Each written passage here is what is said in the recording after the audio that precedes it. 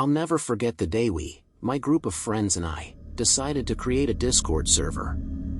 It was meant to be our safe haven, a place where we could chat, share our interests, and unwind after long days in the real world. Everything started out perfectly normal. Conversations flowed, memes were shared, and late-night gaming sessions became our routine. There were deep conversations, words of affirmation, our hopes and dreams were laid out, and we were happy with each other's company. But then, strange occurrences began to seep into our virtual paradise. It all began with peculiar messages from a user named 3am. No profile picture, no personal information, just a cryptic username. 3am's messages were enigmatic, like riddles hinting at something lurking beneath the surface. At first, we brushed it off as a prank. Surely there was someone in our group trying to play a joke on us. But things got progressively weirder. Voice chats would spontaneously initiate, filled with ghostly whispers and eerie, disjointed sounds. Some of us even heard our own voices, distorted and twisted, coming from the server's depths. The shared files section became a repository for disturbing images, macabre artwork and photographs that none of us had uploaded. Unease spread through the group, and paranoia began to take hold. We decided to investigate the server's history, hoping to find an explanation for these unsettling events. In that moment, we realized we didn't know who to trust entirely. As we dug deeper into the server's origins, we discovered that it had been created by a user who had mysteriously vanished. This user, known as Ghost, had a reputation for uncovering the dark secrets of online communities. Rumors swirled that the last anyone had seen of Ghost was during a live stream, where he was investigating the activities of an infamous cult. This revelation sent shivers down our spines. Was the server somehow connected to Ghost's disappearance, or had it attracted something far more sinister? The biggest elephant still had to be answered. Who could we trust? The eerie whispers and erratic voices sounded too uncanny, and it made it harder to decipher when we heard each other in those whispers.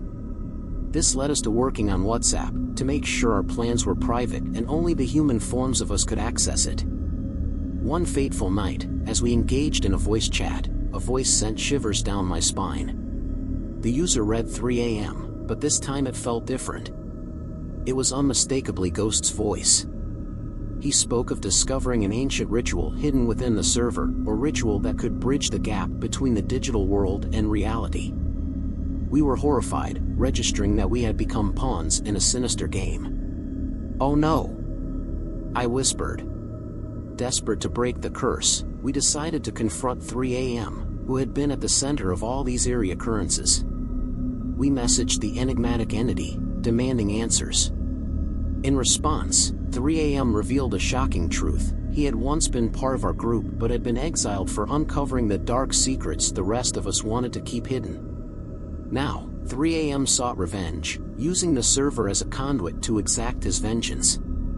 "I want everyone to know," he seethed. "I want everyone to suffer just the way I did."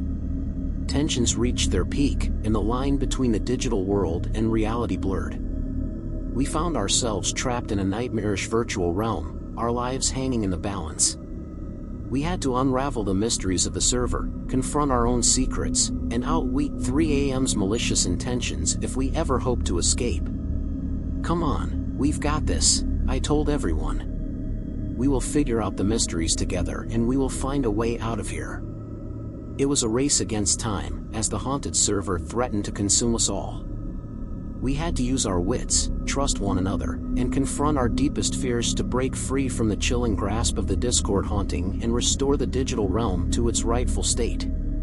And as the clock ticked away, we were left in suspense, wondering if we would ever escape the haunted server's clutches or be forever lost in the eerie digital abyss. I just hoped it wasn't too late. Story 2. I thought my Discord account was a haven for connecting with friends and sharing our interests. Little did I know that it would become a nightmare that I couldn't escape.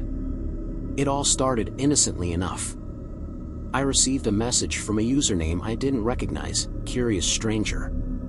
They seemed genuinely interested in my hobbies, asking harmless questions about my favorite games and TV shows.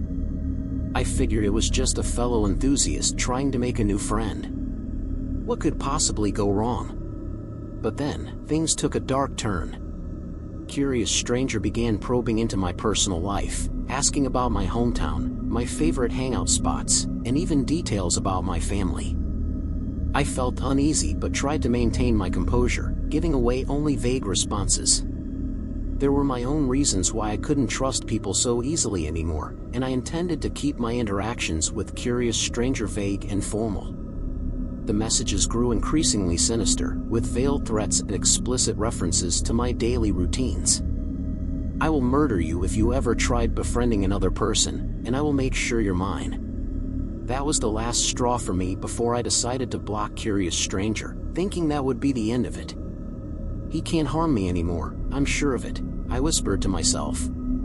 Suddenly a message popped up on my screen, saying, "Oh yes I can." To my horror, blocking Curious Stranger didn't stop the messages.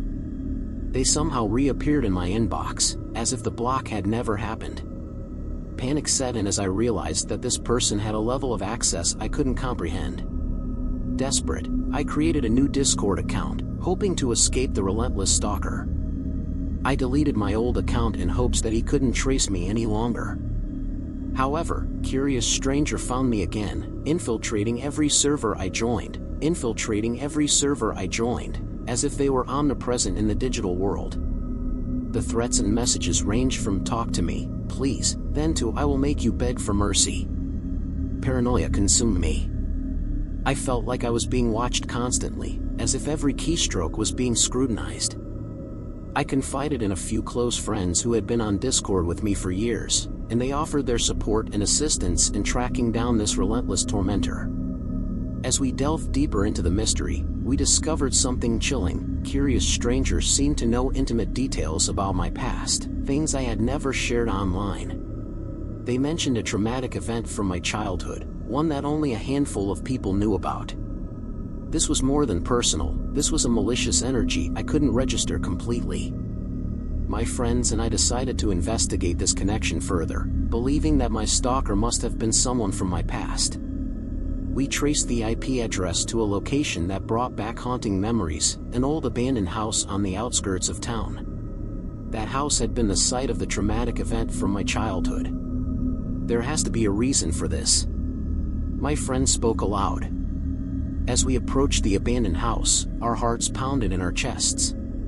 The front door creaked open as if inviting us inside. We ventured cautiously into the darkness, guided only by the light of our smartphones. There, in the dilapidated living room, we discovered a shrine dedicated to me, an eerie collage of photographs, newspaper clippings, and personal mementos. It was a horrifying realization that Curious Stranger had been obsessively stalking me for years, collecting every piece of information they could find, and now I've walked into their trap. We have to get out of here now. One of my friends spoke out. Wait, we need to get evidence at least.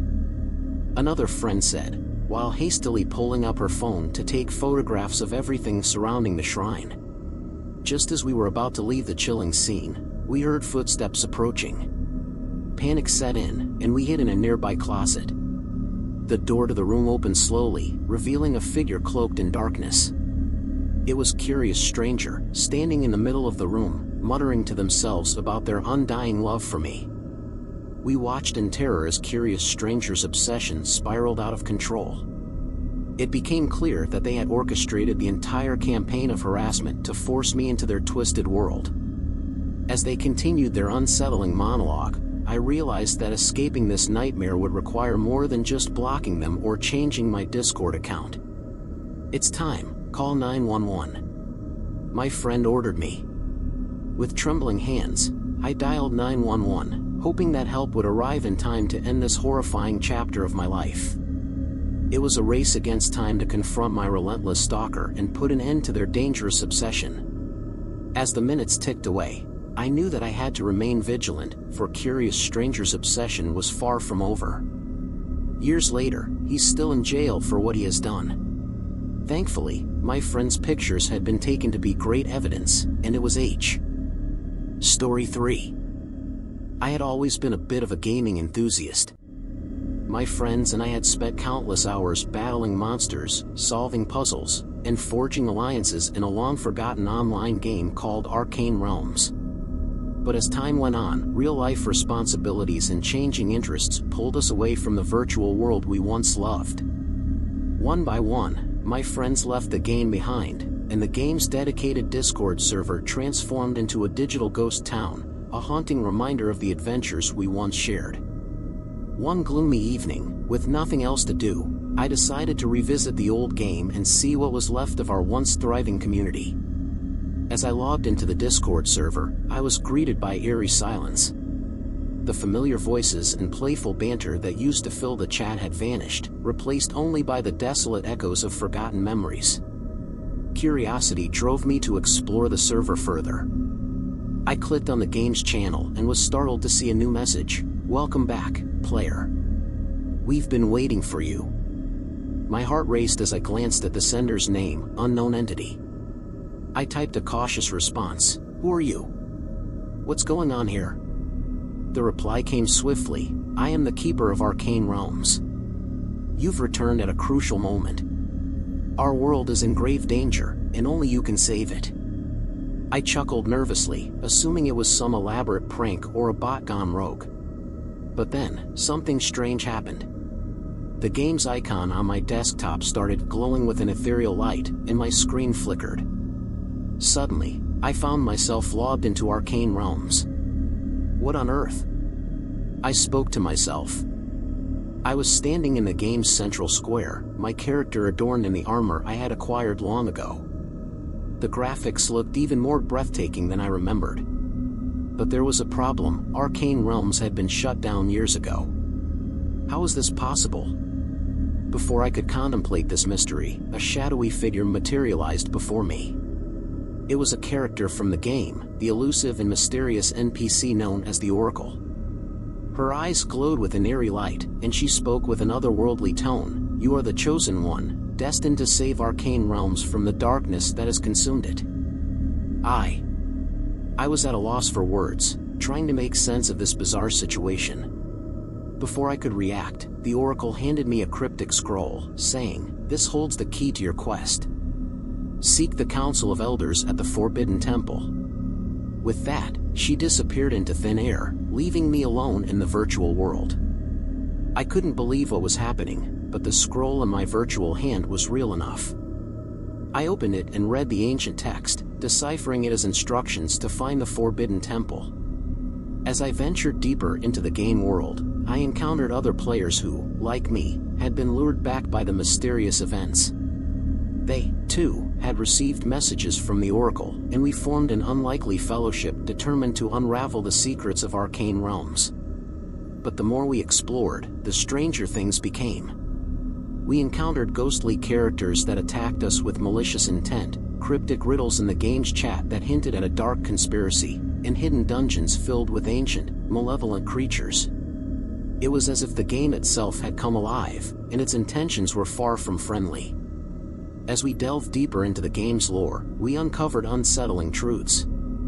Arcane Realms had been created by a secretive cult, and the game had served as a means to indoctrinate players into their sinister beliefs. The cult had tapped into forbidden magic, and the game had become a twisted experiment in altering reality itself. "This is it. We can finally escape from this hell," I said. We had to confront the Council of Elders at the Forbidden Temple, but getting there was no easy task. Along the way, we lost friends to the game's malevolent forces, and the line between the virtual world and reality began to blur. Our only hope was to destroy the game server itself, hoping to sever the cult's connection to our world. In a climactic battle, we faced the Council of Elders, who were revealed to be avatars controlled by the cult leaders. It was a battle of wills and wits as we fought to delete the server. In the end, we succeeded, but at a heavy cost. Arcane Realms and all its secrets vanished, leaving us physically drained and mentally scarred. I returned to the real world, forever changed by my journey into the digital abyss. The Discord server had disappeared, and the game was gone.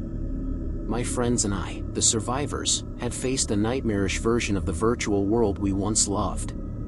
but we had also uncovered its dark secrets and put an end to its twisted influence. As I sat in my dimly lit room, I couldn't help but wonder if the game had truly been abandoned or if it had abandoned us, leaving a haunting legacy that would forever linger in the darkest corners of our minds. In the end, I was glad to have escaped that hell,